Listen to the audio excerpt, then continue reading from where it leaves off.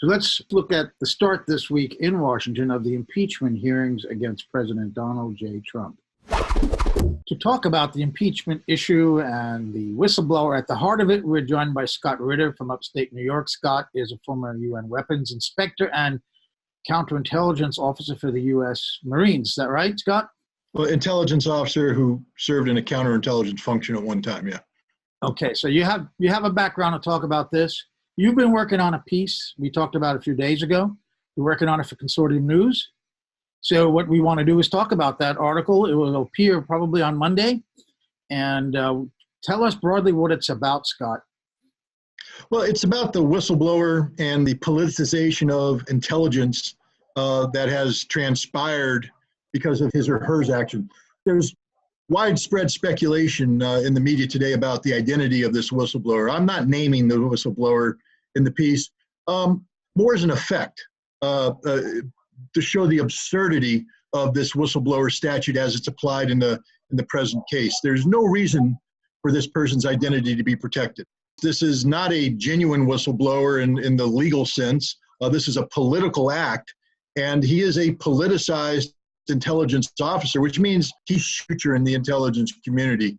This individual has violated every tenet that makes an intelligence officer valuable to the United States of America, and including trustworthiness and being absolutely apolitical, the ability to provide sound judgment to any president, regardless of political affiliation. This is an individual who is clearly sided with the Democratic Party, with a particular candidate within the Democratic Party, and has acted in a manner to undermine the legitimacy of a sitting president. And tell us how you know all this about him. Like anybody else, I read extensively, and I've followed up. I don't trust just what people say. I go to their sources, and I find as much documentary-based evidence as possible. So there's an extraordinary amount of documents available documenting every aspect of this individual's career, and also the politicization of this individual's views and his actions. And then, it's also just a matter of connecting the dots. Some of the best analysis is causal analysis based upon, examining, individual points of fact and then making a determination. I examine the facts and I make determinations. What are some of the biggest revelations that you discovered about him in the research you're doing? The main thing is that this individual was a holdover from the Obama administration who was deeply dissatisfied with the policy being pursued by the Trump administration when it came to Ukraine.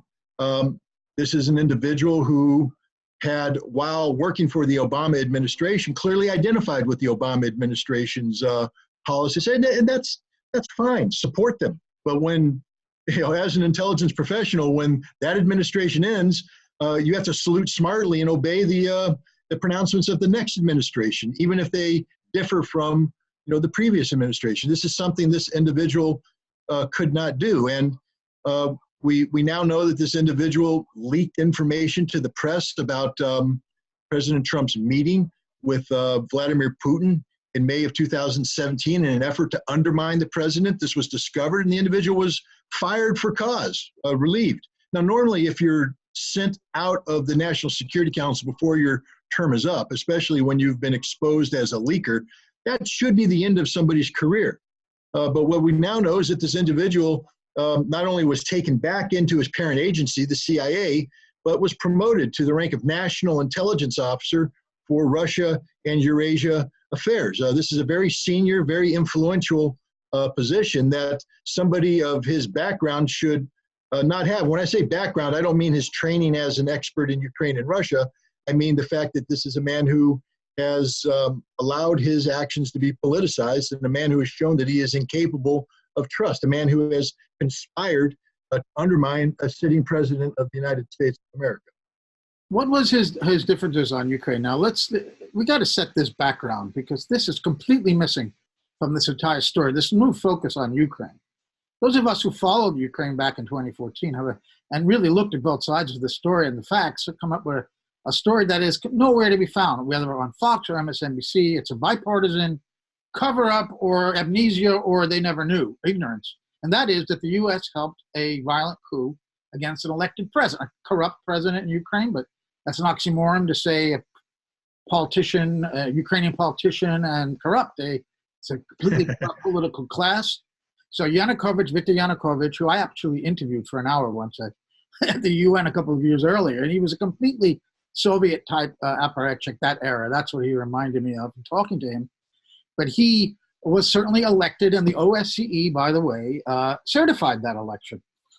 And I happened to ask the head of the OSCE, who was standing in front of the UN Security Council one day on a stakeout, about what does it say about what happened to the overthrow of this guy when your organization certified the election? And he was unable to answer my question. So the fact is, not only was the U.S. helping, we know this from Victoria Nuland, the Assistant Secretary of State for Eurasian Affairs and Europe and Eurasian Affairs, who said in a speech that about $5 billion have been spent over 10 years to bring democracy to Ukraine. And also she went down to Maidan Square, so did John McCain, met with the protesters and handed out cookies. Now, if you can imagine someone from the Russian Foreign Ministry in charge of North American affairs coming to Zuccotti Park at the Occupy Wall Street demonstrators and handing out cookies and meeting with them, how would we react in the U.S. to that? And then, of course, we had John McCain meeting with some very unsavory people who have extreme right-wing views, if not neo-Nazi views, at that time.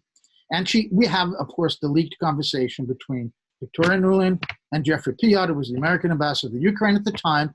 Most likely it was surveilled by Russia and released by Russia, but it doesn't matter because it's a video and it's an audio that we could hear of that conversation, and they never denied that it wasn't true, in which Victoria Nuland and Piot talk about midwifing this thing being a new government being brought to bear into power in Ukraine, the overthrow of the current government. And she says at one point, Joe Biden is going to glue this thing together. He has a pivotal role in doing this.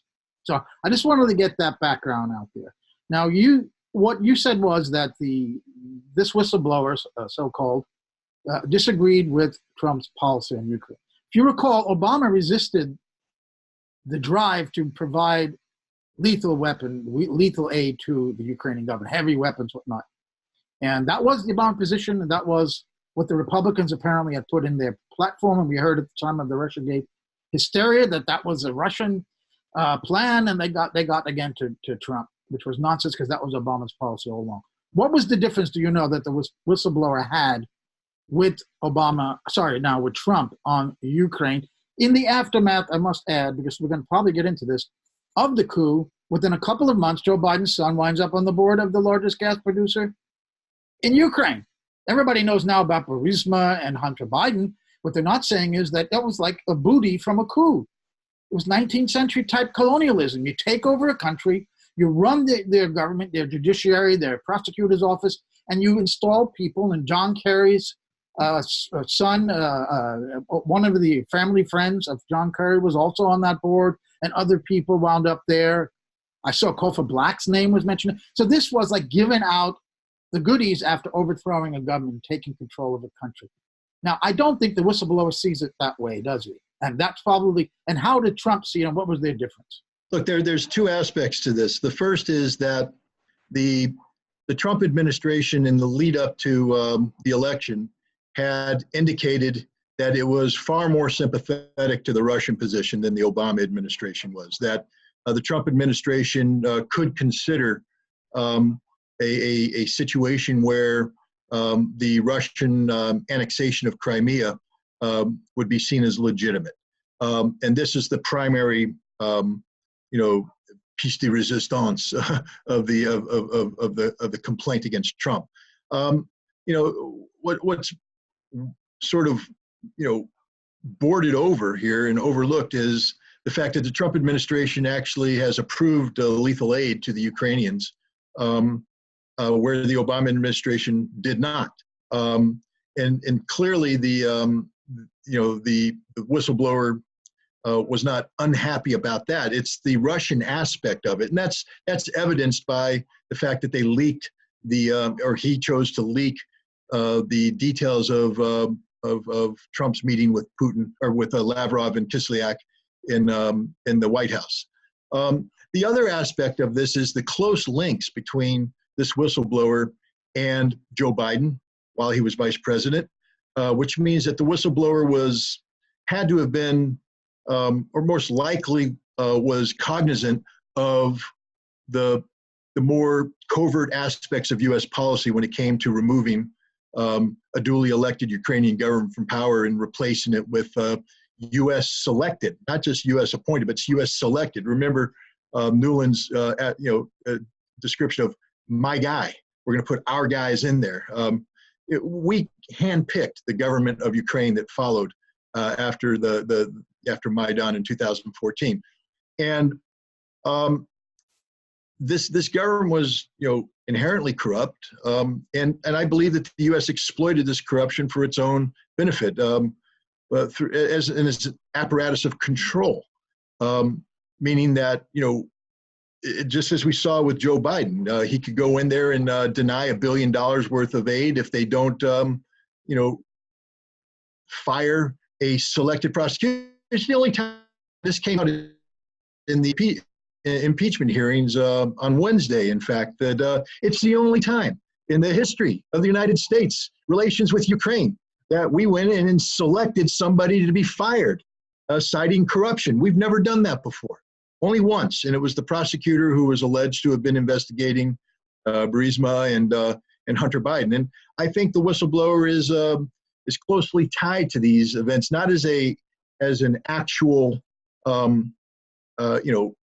principle, but as somebody who is knowledgeable of these facts and therefore protective of the vice president and that record, defensive about any effort by Donald Trump or the Trump administration to dig deeper into this, because that's the heart of the complaint.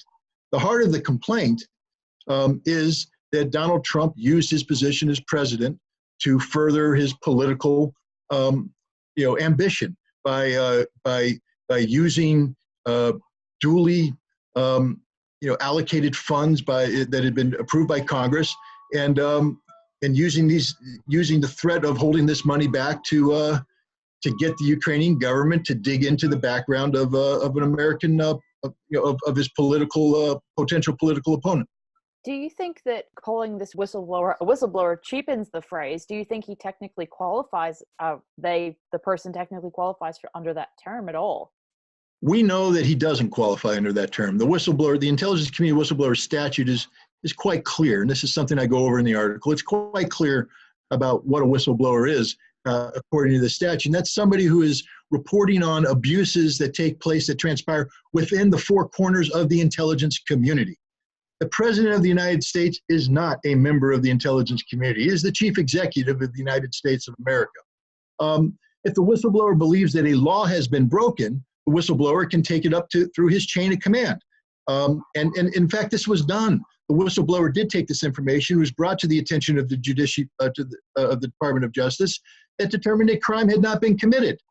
So obviously, the whistleblower then had to, and this is where we start coming into the notion of a conspiracy, which is part of the politicization, where the whistleblower conspires with his legal team and also with select members of former members of the National Security Council who are now working for Adam Schiff on the Democratic chair of the Intelligence Committee to manufacture a case based upon this July 25th phone call.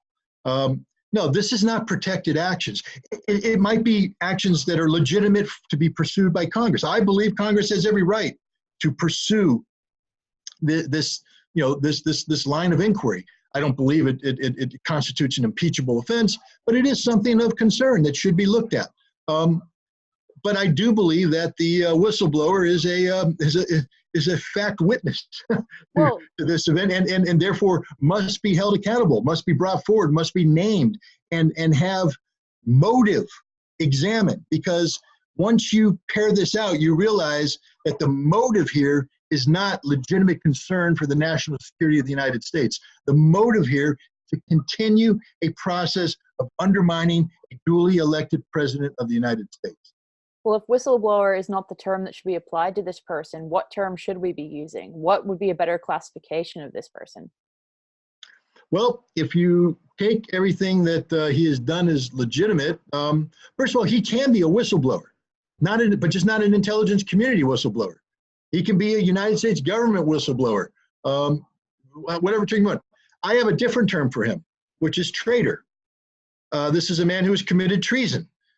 This is a man who has violated the law. This is a man who has violated his oath. This is a man who has conspired to undermine the sitting president of the United States for political purposes, not in defense of the Constitution, not in defense of the rule of law.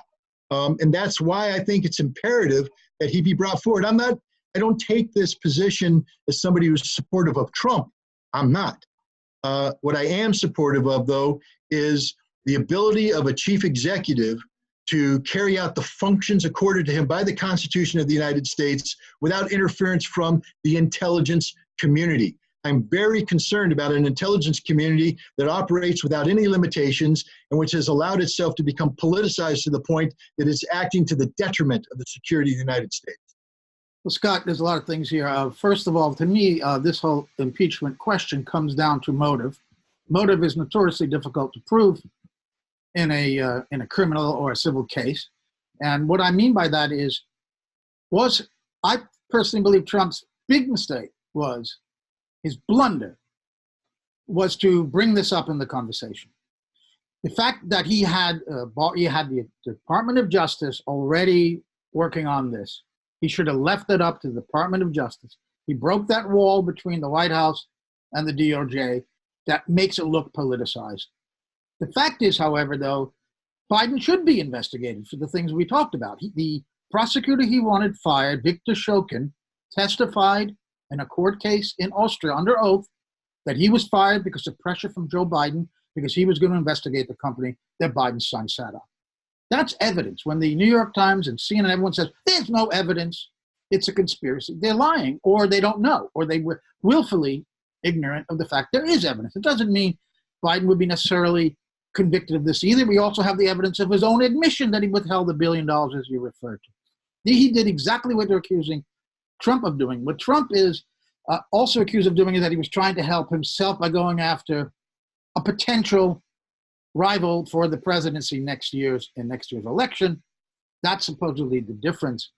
So I think Trump made an error. But still, it was hard to nail down the motive that Trump asked for that investigation. I think he did personally, because I don't have a high opinion of Mr. Trump. I think he probably was thinking about his political career.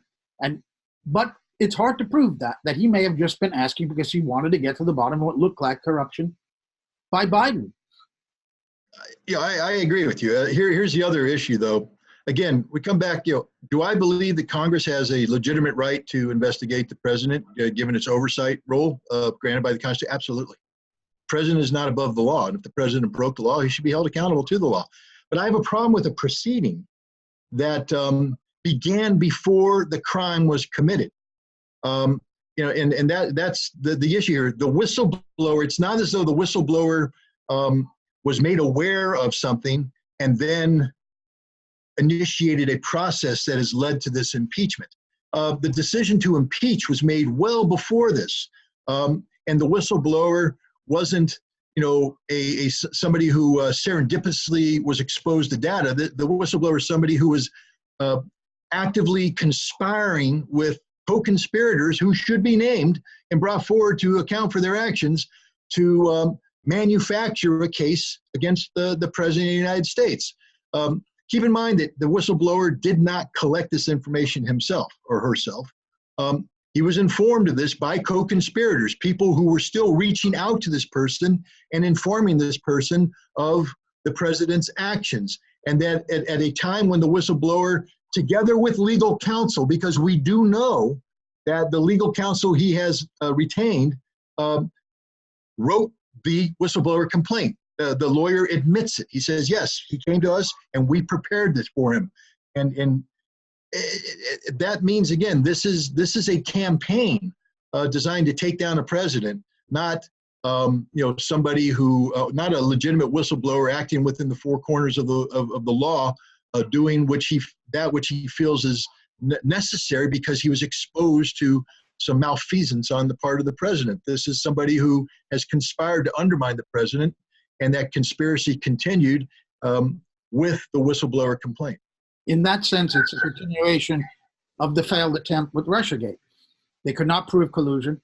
That entire 2.5-year episode was a complete failure and in itself a conspiracy theory was proven to be. So now they're trying another effort, you're saying. If this man was fired for leaking the information about that White House meeting with Lavrov and the Russian ambassador shortly after Trump became president, it was only, I think, the end of January of 2017, if I recall, very soon after he became president. No, he was fired in June. But the incident, the meeting of Lavrov in May. Was in May. Okay, May. All right, sorry. So he was fired by whom in June? Who fired him?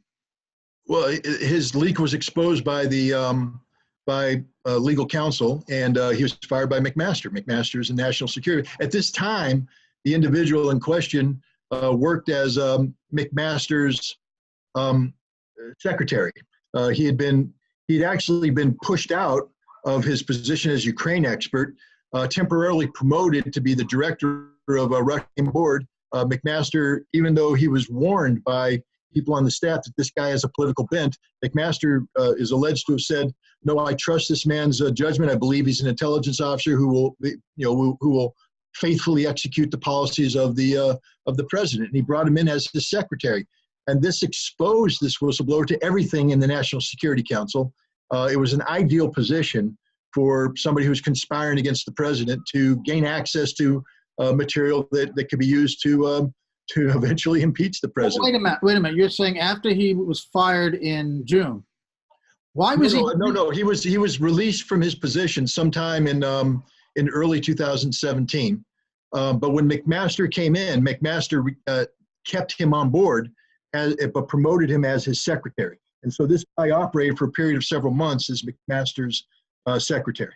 So he was released because of the leak of that information? Correct.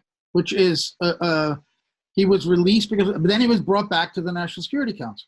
No. Once he was released in June 2017, he was released to the CIA, which then promoted him to National Intelligence Officer. But how did he get back inside the White House? And no, he didn't get back inside the White House. That's the whole thing. Oh. He was receiving telephone calls from people. This is why in the impeachment, in the depositions, every time the Republicans would ask one of the people being deposed, for instance, Lieutenant Colonel Vindeman, who did you contact? Because we now know that Vindeman contacted the whistleblower, that the primary source of the complaint on the call was Lieutenant Colonel Vindeman, who phoned the National Intelligence Officer and informed the National Intelligence Officer of his concerns about the July 25th call.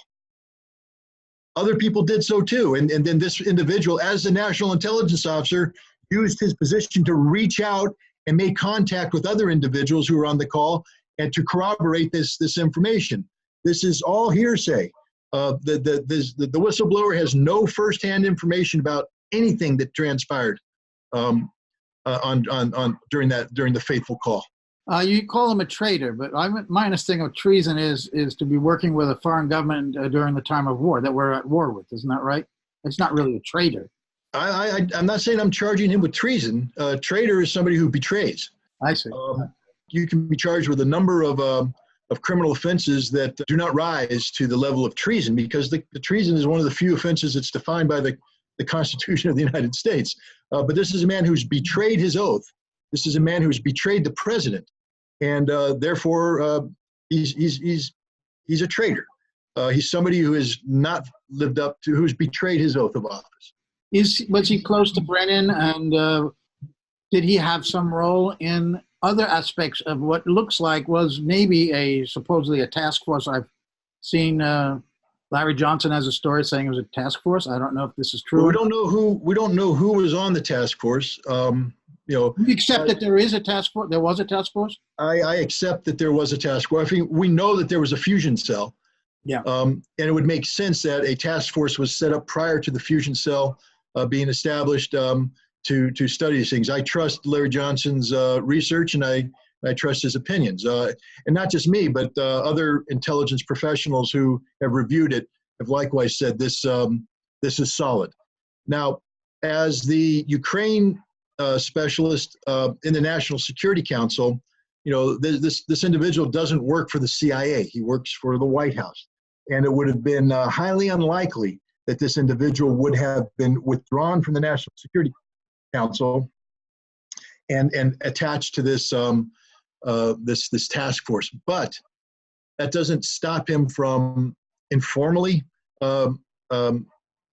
working with the task force, of formally reaching out. I mean, this is where, again, having this individual come in, because the one thing we do know that I've I asked people who, longtime CIA officials, how does one get assigned to the National Security Council?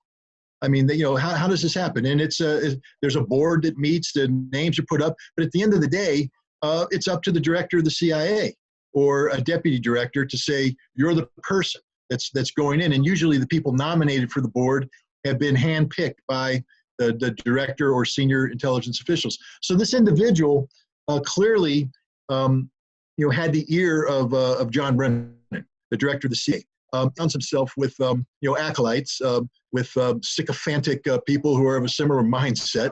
And so this guy is cut from the same piece of cloth that John Brennan. Remember, he's very young.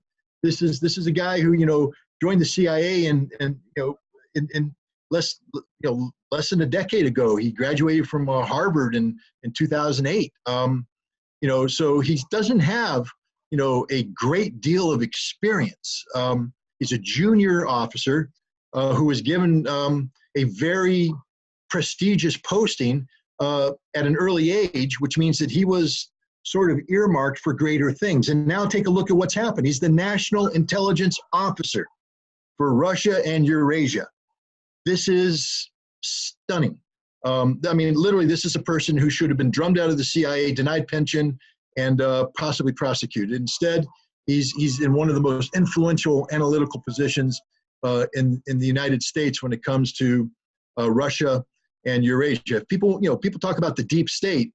I don't like using that term, but this guy's about as deep state-ish as it gets. I mean, clearly, if his activities had not been something that was at least tacitly approved of, then he wouldn't have been treated the way that you're just describing. But I want to take it back just for a moment to the fusion cell potential task force that you were talking about with Joe just a moment ago, and ask you if you think that fusion cell or task force would have had anything to do with Goose for Two as well, because we hear that this mentioned a lot in terms of the collusion saga. But I wanted to ask you if you think it would have had anything to do with the creation of the Goose for Two persona, just for my own interest. That's a story that's there.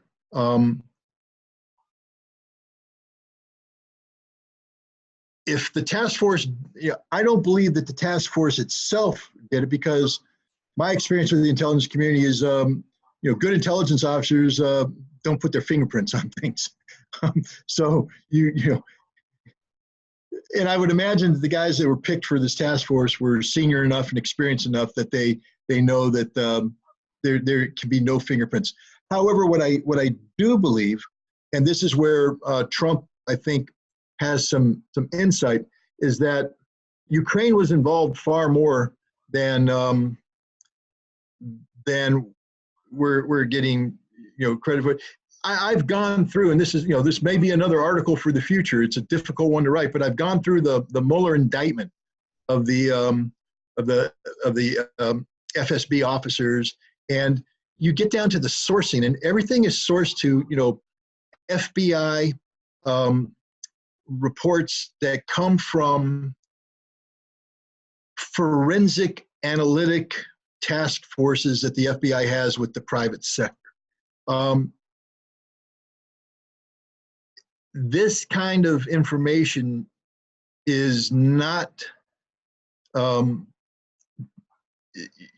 end all, and it's easily manipulated and misrepresented. And the fact is, we don't know what that report says. It just cites us to it.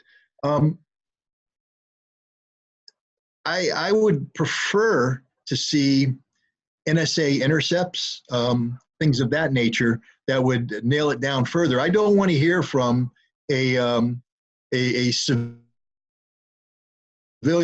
cooperative venture that is dependent upon the civilian's ability to do what the FBI wants them to do. And keep in mind, this is something that was never going to appear in court.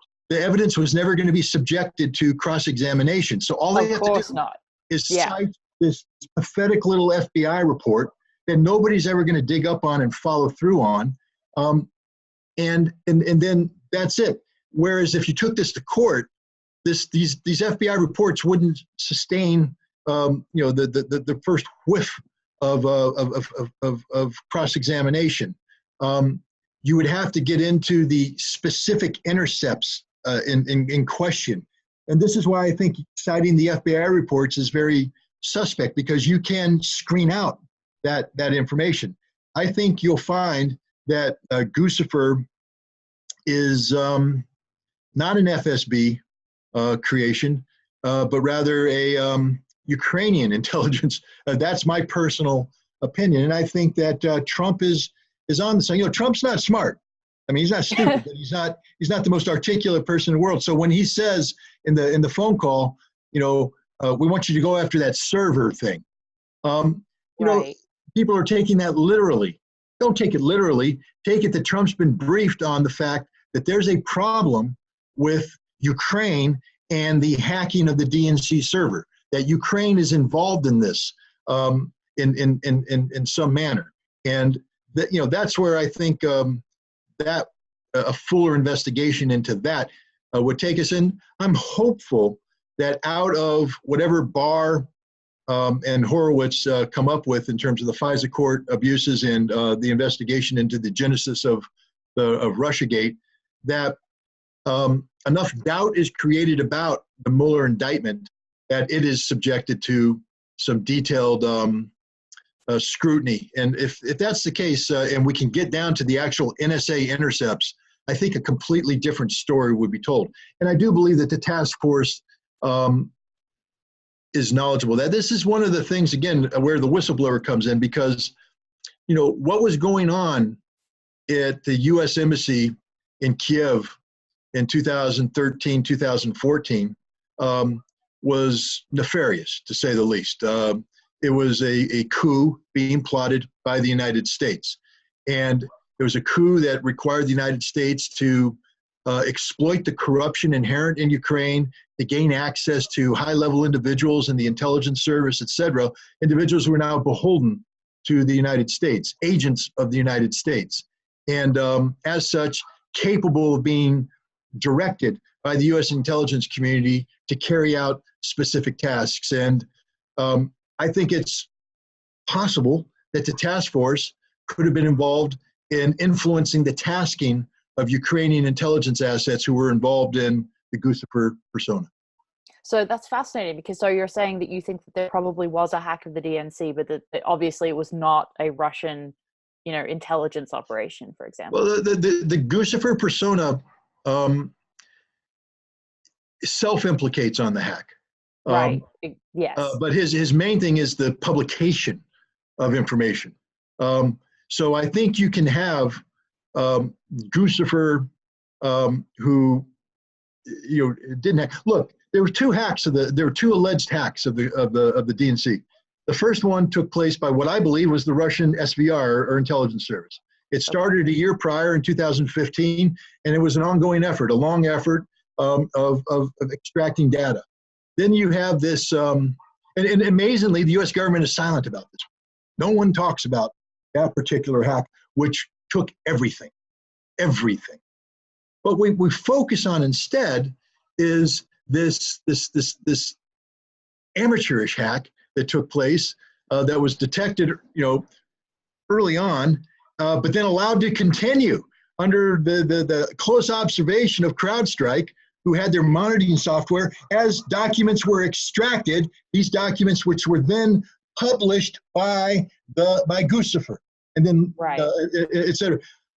There's something wrong with this particular event, and this is the hack that I believe, the event that I believe that Ukraine was probably involved in. It's using tools, hacking tools that have Ukrainian fingerprints, unlike the first year-long hack, which nobody knew, by the Russian intelligence service, who's pretty damn good. This one was done for the express purpose of getting caught.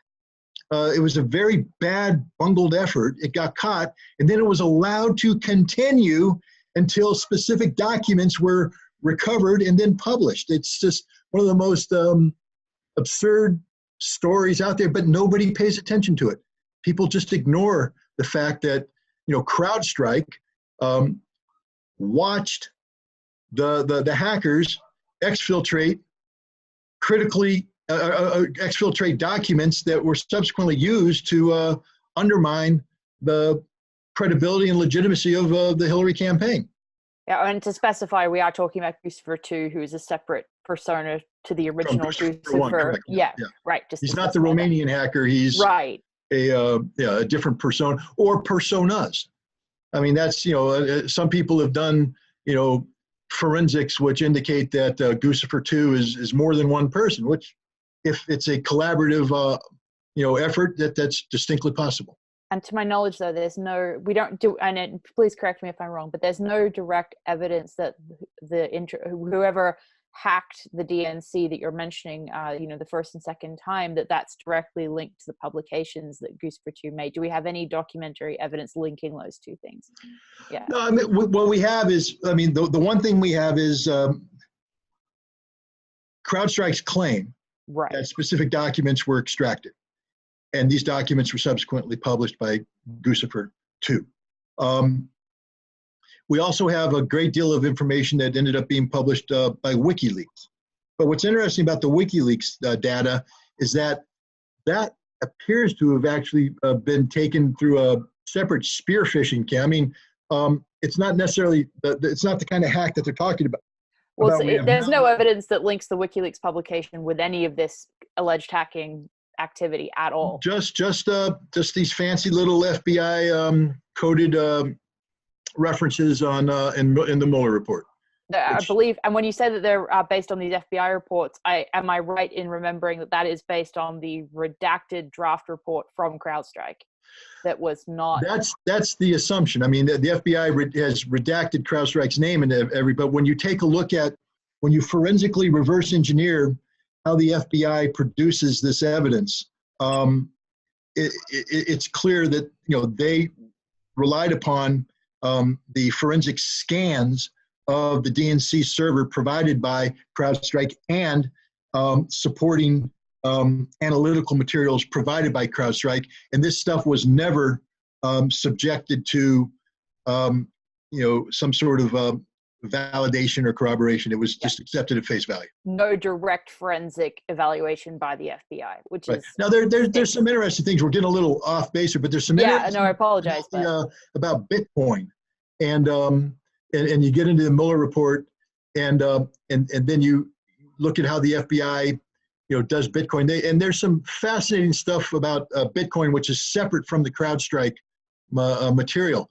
But again, I don't doubt that Bitcoin was used, and I don't doubt that 90% of the report is accurate. But when you take it down to the final source of what happened, suddenly you have to make this huge leap of logic that the Russian intelligence service, one of the most professional intelligence services on the face of the earth, with long experience in this kind of work, suddenly forgot every operational security requirement in the world and just said, screw it, we're going to violate everything and lead them straight to my computer. You have to take that leap of faith, and I'm not ready to make that leap of faith yet. Scott, you're saying, I want to get back to the whistleblower, but just to ask one question about this. You're saying that the Mueller indictment does not cite NSA surveillance of proving the Russians were involved in this hack. They only refer to FBI reports. Is that what you're saying? Correct. Now, the FBI reports could contain NSA information, but they likely don't, because when I've looked at it and I've consulted with some FBI agents about what these citations refer to, they come from these joint ventures that have been established in Pittsburgh and elsewhere between the FBI and private sector, and so that you can forensically recreate forensically recreate the intelligence that the NSA would have, and it's done on purpose so that it can be presented in court. The FBI and these private entities are not exposed to the NSA raw data. They wouldn't have that raw data. So that's that's that. I don't, they wouldn't, that raw data would not exist because it's top secret. But an interesting thing is we do have a window into the NSA's reporting. A reality winner released a document, and the document she released, is directly relates to one of the counts that exists in the Mueller report. And when you compare and contrast her report with the Mueller report, you realize just how full of BS the Mueller report is, because the raw NSA intelligence, which is the best of the best, that's why it's classified at top secret and all the other controlling code words, clearly states that the linkage made between the nefarious hacking operations and the FSB units that were named by Mueller is done so analytically. There's no evidence. They have nothing that says this unit was involved. They have nothing that says this individual was involved.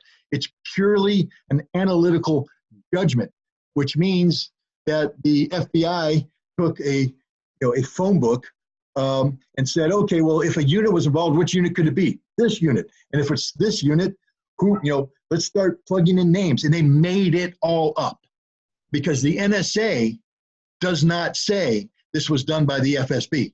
The NSA clearly states through its line and block chart that we believe this is the unit involved and we assess that this is the people that directing it, but we don't have direct evidence. But if you read the Mueller report, they suddenly jump straight into a name of an individual. That intelligence cannot be derived from the cooperative work done between the FBI and these civilian sector analysts. That can only be derived from top secret NSA intercepts, and the top secret NSA intercept, at least in this case, provided by Reality Winner, which she's serving a lengthy prison term for, clearly establishes that no such link was made by the NSA. Ironically, Winner, who tried to undermine Trump, actually you're saying, and I read your piece at the time that you wrote, and I always wanted to talk to you about that, but we're going to get back to the whistleblower. But you're saying that Winner basically undermined what she was trying to do. And I questioned at the time, I don't think she should be in jail. I'm not in favor of this. But I disagreed with Tom Drake at the time, who I was in touch with then, that she was really a whistleblower because her motive seemed to be political. She was trying to take down a political candidate or a president, whereas a whistleblower is supposed to be doing this on behalf of the public and the public's interest when they see fraud, waste, and abuse by government. So I didn't see her as a whistleblower, but as a politically motivated person. She was inept, and again, she, does she belong? I'll tell you this: she should have been fired from the intelligence community, and she should have been fined, and she should have been placed on some sort of probation. She doesn't belong in jail. The document itself gave away nothing. It gave away facts, but it didn't give away any sources and methods. It didn't, especially considering the fact that the Mueller indictment mirrors all of the, tactical data that she put out there. She doesn't belong in jail. This was a political, conviction.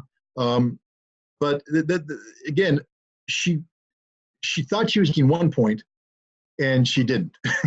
That's the big misconception about her publication, is that people present it as if she published this groundbreaking evidence of Russian interference, and she really didn't. And you can both believe that she shouldn't be in prison and also understand that. Well, it also shows just how naive and, frankly speaking, I'm going to use the term illiterate from an intelligence standpoint. She's not a very good analyst, because a good analyst would take a look at that. I consider myself to be a good analyst, and within 60 seconds of examining that document, it all became clear that this wasn't what she was claiming it was. It was something completely different. It was the exact opposite of what she was saying. It was a document that actually threw into doubt the absolute confidence in which people were saying Russia did this. It actually showed that the U.S. intelligence community had no idea that the Russians did it. It was purely an analytical judgment based on people who are predisposed to think Russia's to blame Russia for everything. So in terms of leaking classified information, the meeting in the White House between the President of the United States, the Foreign Minister of another country, and the Ambassador of that country, is that classified? It's protected. It's not classified. I mean, one can say that all presidential conversations are classified, not because of the fact that they contain classified information, but because the president, in order to be effective, has to be able to have confidential conversations with heads of state and representatives of governments. If you deny the president the ability to maintain some semblance of confidentiality, then you undermine the security of the United States of America. And there's different reasons why you classify information, and this would be a legitimate reason to classify this information. This is why, they believe that this is the individual who released the the Australia and Mexico phone calls. There was no classified information in those phone calls, but it undermined the global confidence in the president's ability to have a secure conversation with a foreign head of state. So it is a violation of the law. He had no right to release this information, and he did so. And moreover, with what the president was talking about with Russia, if you remember, that conversation allegedly had the president revealing a extremely highly classified source of intelligence regarding an undercover operative inside the ranks of the Islamic State. Now, the fact that the president released it to Russia means that he declassified it, but the reality is nobody would have known about this had the whistleblower not leaked this information to the press. So, and the whistleblower is not a declassifying authority. He doesn't have the authority to classify anything. So, when he released it, he didn't know if the president had said, I'm giving this to Russia, maintain all classification standards. We're going to treat it, in that level, because that's what, intelligence liaison does. I've liaised with heads of state. I've liaised with heads of intelligence agencies, and they've released intelligence information and asked that we retain protected status, which means it should be treated as classified information. So, the president probably was related to that. So this guy, in releasing that, violated that trust and released genuine classified information. So look, this is a man who's the CIA. He should know that he's been in the National Security Council. This wasn't his first rodeo. So he knew what he was doing was wrong. So he had intent to violate the law for the purpose of undermining the legitimate activities of the president of the United States. And that's why I call him a traitor. He was trying to show some kind of collusion there with Russia. But in fact, I think that intelligence was about this laptop bombs that may have been used in airplanes. Isn't that right? Because there was a period. Well, that's what you have to trust the New York Times on this, and you have to trust, other sources. But that's what the information that was leaked to the press suggests. That's genuine national security. It's not collusion. Most of the time you hear national security, they're BSing you. There's nothing to do with national security most of the time when they use that. The whistleblower's big complaint was that the president met void of any note takers with the foreign minister of Russia and the Russian ambassador, and that therefore there was a possibility of collusion. It's an absurdity. It's stupid. It shows the politicization of this individual. Is it too much to call this guy a mole inside the White House? No, not at all. That's where when I speak of conspiracy, there is enough evidence to support a charge of conspiracy, which is another reason why this individual should be named and should be brought forward, if not before the United States Congress, before a grand jury that has his name on an indictment. How widely known is what you're telling us tonight, what you're going to put in your piece that we're going to publish? How widely known is this amongst Congress, the White House, anybody here in Washington? Look, I believe that a certain element of the Democratic Party, the Adam Schiff element, is part of this conspiracy. I believe that Devin Nunes and other Republicans are aware of this conspiracy. So I think this is very that people who make a living monitoring politics, national security, and the nexus between the two are fully aware of this. This is something that most Americans aren't aware of because they don't take the time to dig through the various minutiae. This hasn't been collected into a single document for people to read. And I think that's the value of the article that I'm preparing for you, is that it brings it all together so that the layperson can review it. But for the people in the know, no, this is known. And the fact that remember, it's not just this guy who's a mole. Vindman's a mole. The National Security Council is infiltrated with people who have been actively conspiring against this president. And again, I'm not saying I agree with the president's policies. I don't. But he is president. 63 million Americans voted for him. The Electoral College gave him the sufficient votes. He is the duly elected president of the United States. Therefore, he gets to make policy, not me. And this changes the game, doesn't it, Scott? I mean, what's to prevent now? This changes the game here. What's to prevent Republicans from working with a Democratic president next time to put somebody in there and then to come up with some conversation he had on the phone where he's doing what all leaders, all American officials do, which is to use threats and bribes and intimidation to get what they want. John Bolton is chief amongst them. He threatened the children of Bustani, the head of the OPCW, if he didn't crush this report that would clear Saddam of chemical weapons before the invasion. And Bolton also went around the world threatening governments to cut off aid if they didn't sign immunity agreements with the U.S., that U.S. soldiers would not be go before the ICC. I mean, Bolton, of all people, saying he was shocked and upset about this, and he has an axe to grind. He was fired by the president. And I also think that his objection may have been that the aid wouldn't go to Ukraine. They were worried about maybe that military aid not going there. Isn't that what they were really ticked off about?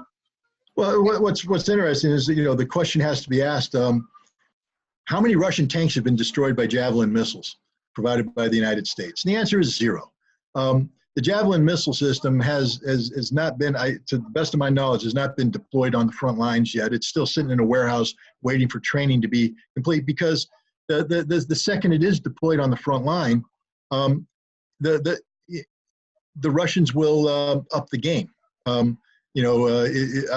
Ukrainians will learn the reality of what artillery suppression fire really means when the Russians mass fires on these positions and to obliterate any Javelin missiles and their operators brought forward. So, and everybody knows this. Every military expert knows this. This is a political move. It's done for eye candy alone. The Javelin is not a game changer. It's not going to change anything on the battlefield. It's purely a political move that allows the president to say, I am providing lethal military aid to Ukraine. But it doesn't change any fact on the ground. But yeah, Bolton, I believe, was very concerned that the lethal aid that had been approved by Congress wasn't going to get to the Ukrainians because the president was playing this game with investigating corruption in Joe Biden. Well, what about my question about whether this changes things going forward? Well, no, I mean, what's happening here, and this is something that I've always believed should happen, and I bring it up in the article. Again, one of the focus of the article is on the politicization of intelligence. And I firmly believe the National Security Council is the policy formulation and implementation branch of the White House. It's not an extension of the intelligence community. It's not an extension of the Department of Defense. It's not the extension of Department of State. There is no place within the framework of the National Security Council for any professional bureaucrats. They belong in their respective departments that they serve. The National Security Council should be staffed solely with political appointees, people who are politically loyal to the president, who will faithfully implement his policies. Now, they need to reach out to the Department of Defense. There's a position for Colonel Vindman. He belongs in the Department of Defense, where he can answer a phone call from his political counterpart at the National Security Council who asks a question. There's a role for the whistleblower to stay in his parent agency of the CIA and do the same thing. But they do not belong in the White House, because the White House is about supporting the policies of a political president. Let's never forget that. Presidents are inherently political. They have an R next to their name, it's another political party. And even though we like to pretend that everything they do for the greater good of the country, that's not true. Because if that was true, there would be inherent consistency between one president and the other. The fact that presidents deviate means that a political party will gain greater exposure for a given policy than the other party. So they use national security, they use foreign policy for their own political advantage.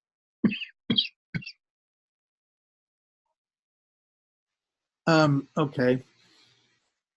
There's apparently some dossier going around on Capitol Hill about this guy. You know anything about this? Now, because you said before that the American people don't know about this, I would hope that the Republicans on the committee are starting to inform the Americans if they watch the hearings on Wednesday and next week's hearing.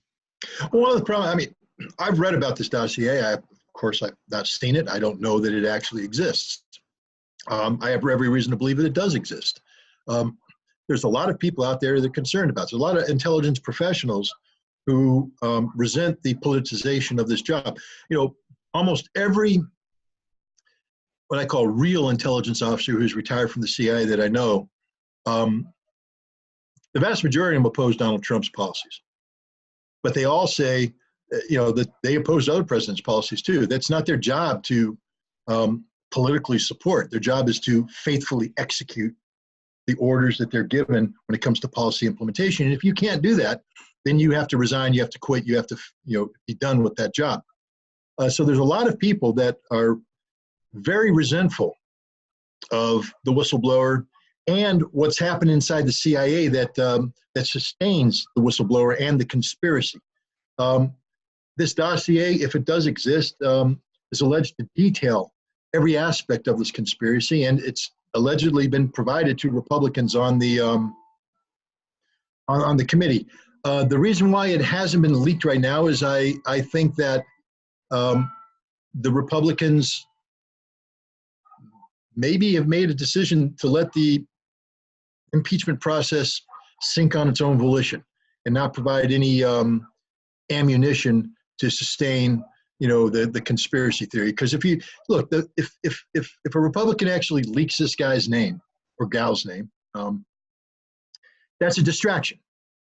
If the Republicans start digging into this whistleblower in an unauthorized manner, that's a distraction. I think the Wednesday's testimony in the impeachment hearing was very clear that Democrats don't have a case. It doesn't mean that the president is blameless. It doesn't mean that the president wasn't stupid or otherwise foolish in the manner in which he phrased things and did things. But it doesn't rise to high crimes and misdemeanors. It's not a conspiracy to defraud America. It's not bribery. It's not, fraud, waste, and abuse. It's just political ineptitude. And that's not an impeachable offense. And I think the Republicans seem to be satisfied that, they'll be able to sustain this line of thinking through the impeachment process. And, Lindsey Graham's made it clear that if it reaches the Senate, it's just not going anywhere. It may not even get a trial. It may be dismissed out of hand. And that's the direction they're heading. And they're going to hold on to this ammunition and use it after the fact. I think that's when you're going to find most of this information gets released to the public, is after the fact, when impeachment failed, as Republicans bolster the reasons why it failed. And one of the reasons will be because of the corruption of the system, the corruption of the intelligence community, the corruption of this whistleblower. Speaking of high crimes and misdemeanors, George W. Bush invaded a sovereign nation that did not threaten the United States based on fraudulent evidence that killed hundreds of thousands of people, and he was not impeached. Is there something wrong with this picture? There's a lot wrong with that picture. Barack Obama oversaw the removal of Gaddafi in Libya in violation. Every president could be impeached if we honestly and faithfully implemented the law of the land. If Congress actually believed that it retains war powers and that any presidential action that lacks congressional authority. To give you an example, Donald Trump should be impeached not because of the phone call he made with Ukraine, but what he's doing in Syria. Where is the congressional authority for U.S. troops to occupy oil fields? Why is the president putting the military in a position where they are committing a war crime every day? Because it's a war crime for the United States to economically exploit occupied territory. We can't. That oil's not ours. We can't take that oil. We can't sell it. That is a war crime. That is a violation of the laws of war. And the president not only has facilitated this, he's verbally, stated that's what we're doing. It's about the oil. That's what, if Congress said we want to impeach him for that, I'd be all with them. I'd be cheering. I'd be screaming my support for this because that's an impeachable offense. That is a war crime. And I don't really care about the president. I do care about the military, which is implicated by this. He's turned a whole bunch of young men and women into war criminals because every American on Syrian soil today is violating international law, and every commander there knows this is happening. They know they're operating. The commanders right now are frustrated and confused by the rules of engagement.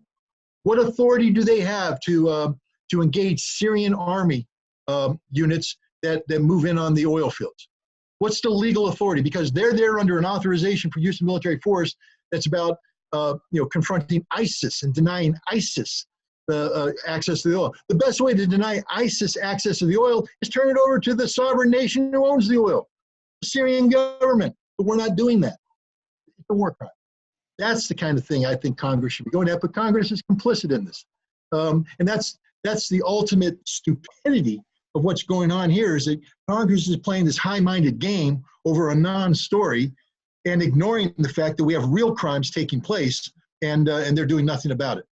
Well, that's why they're also not talking about the coup in Ukraine, because there's a bipartisan consensus for American imperial foreign policy, and they're never going to go near that. So they're going after this petty stuff. That's very troubling.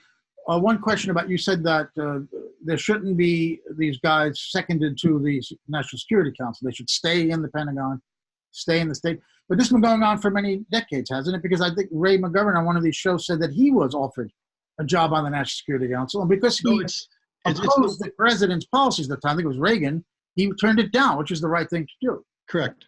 No, look, since the national security apparatus was created, I believe 1947, and since we've had this National Security Council, this has been the case. But every National Security Council has been politicized, and every National Security Council has run into cases where individuals inside disagree with policy. Generally speaking, most of them resign. But we've reached a new paradigm in the United States, the politicization. I mean, when you politicize intelligence, this is what you get. And I think the intelligence community in reacting to George W. Bush's violation of the law and invading Iraq, and the embarrassment that they suffered because of their role in manufacturing an intelligence-based case for that war, they've gone over hard, and I think many of them have bought into the 8 years of President Obama as being the golden years, the wonderful years where America regained its legitimacy and its moral authority. And Donald Trump is the antithesis of everything that Barack Obama stood for. And so when you have an intelligence community that saw their salvation through the eyes of a Democratic president, and therefore were hopeful that those policies would be continued with first Hillary Clinton and today with Joe Biden, they view Donald Trump as the enemy. And when you have the intelligence community plotting against the President of the United States, you have a problem. America has a problem. Sorry, Scott, why do they see him as an enemy? Why do they hate him so much? Because he is not part of the establishment that sustains them, that makes them, that empowers them. Look, just give you an example. Russia. Russia is not a threat to the United States of America. And Russia has nuclear weapons. Russia can destroy us, we can destroy them. But any objective analyst about Russia understands why Russia behaves the way Russia does. Russia wants to be treated with respect, but Russia is fully cognizant of its limitations. Russia knows that it's not a global superpower. Russia just wants to be a European power on par with the other European powers. Russia wants to be a nation that from the West, as they've done several times in the last century. Russia has legitimate national security interests that are challenged by American policy. And most of what Russia does is in reaction to what America does. It's not as though Russia's out there provoking us. How many Russian bases surround American territory? None. How many American bases surround Russia? A whole bunch. And yet what we have is this whole Russophobia right now. We have an entire class of professionals, professional diplomats, professional intelligence analysts, professional defense specialists who have made a living off of creating the notion that Russia is to be something feared. And there's a lot of money attached to that. The whole nuclear enterprise is attached to that. The $780 billion defense budget is attached to that. Our multi-billion-dollar economic relations with the world is attached to that. And here comes Donald Trump. He says, "Hey, I'd like to change this and be friends with Russia." That can't happen. If that happens, then the entire foundation that supports and sustains this permanent class of Russia haters goes away.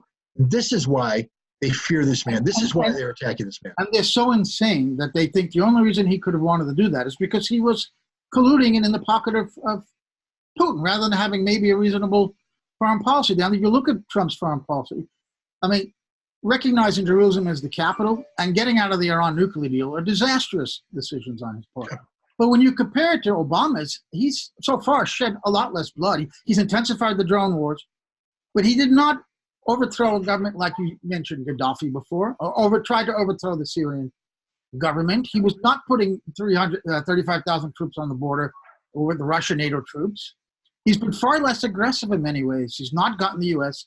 into a major shooting war the way Bush and then Obama did as well. At least Obama in Libya was a disaster. You let Hillary Clinton do that. I think certainly he is some kind of a break against their more aggressive foreign policy. I think there's another reason, Scott, I don't know if you agree with me, that they don't like him, is because he could get out on the street. There's only two politicians really, Sanders and Trump, that we saw can get people out on the streets in this country, and the enemy of the elite are the people. If the people rise up, if the people get fed up with 30 years of neoliberal economics like they are in Chile, like they are in other places right now around the world, this is a danger to them as well. I think they also hate him for that reason, and they can't control him in these things. And he's got the weapon of the people, as Sanders did, and they despise and want to destroy both of them for the same reason, in my view.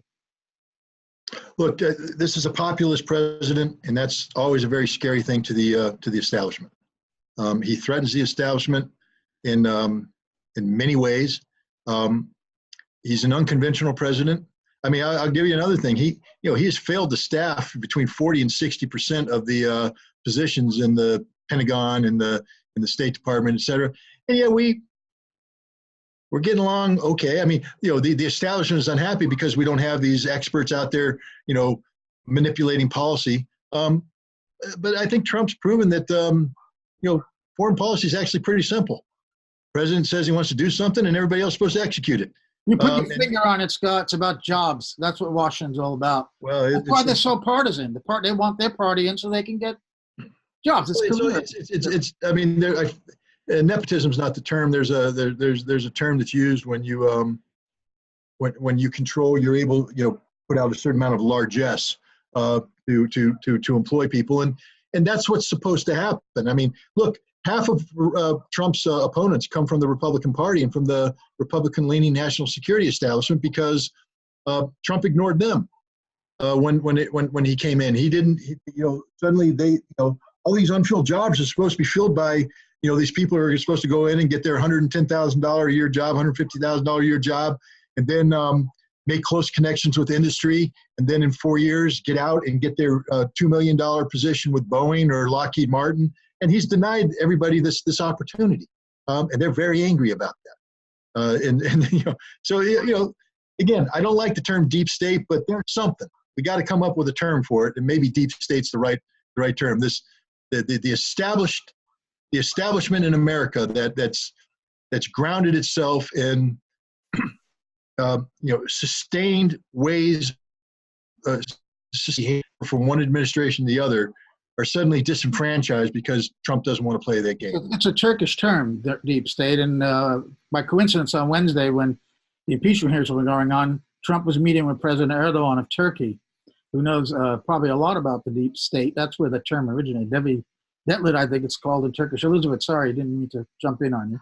No, I was just going to say that maybe the word you're looking for is cronyism. And also just to comment on what you said earlier is that I think it's a really sad statement on the current state of the US democracy and the democratic process if the public, the people, are basically the enemy of the state, to go back to what you and Joe were discussing. Well, Scott, we're going to end it now. I really appreciate your time here, but I wanted to make one point. You talk about the politicization of intelligence, but speaking as a journalist, we've also seen the politicization of journalism to a degree that I thought I'd ever see, where it's totally partisan on both sides, and there's total burying of evidence of facts. And in many ways, in this entire episode, the media has been used as a way for the intelligence agencies to launder disinformation. You can't have Gina Haspel get up there and make a speech saying she hates Trump, but you get stuff leaked through the New York Times and it becomes credible to the public. You launder it, clean it up. Now it seems like it's true, but it's disinformation using the media. Isn't that right? I agree 100%. I mean, I'm very close friends with one of the most renowned investigative reporters in American history, and that's Seymour Hersh. And the world could use more Seymour Hershes. They could use more Robert Perrys. They could use more people who aren't afraid of the truth. It's not supposed to be a story that furthers the political ambition of this person or that person. It's supposed to be fact-based information that empowers the American people with the data they know they need to hold people to account. And I think that the media has failed in that regard. Well, with that, Scott, we'll end it, and we're looking forward to the publication of your piece next week. Thank you very much. We'll talk again soon. Bye-bye. Okay, bye-bye.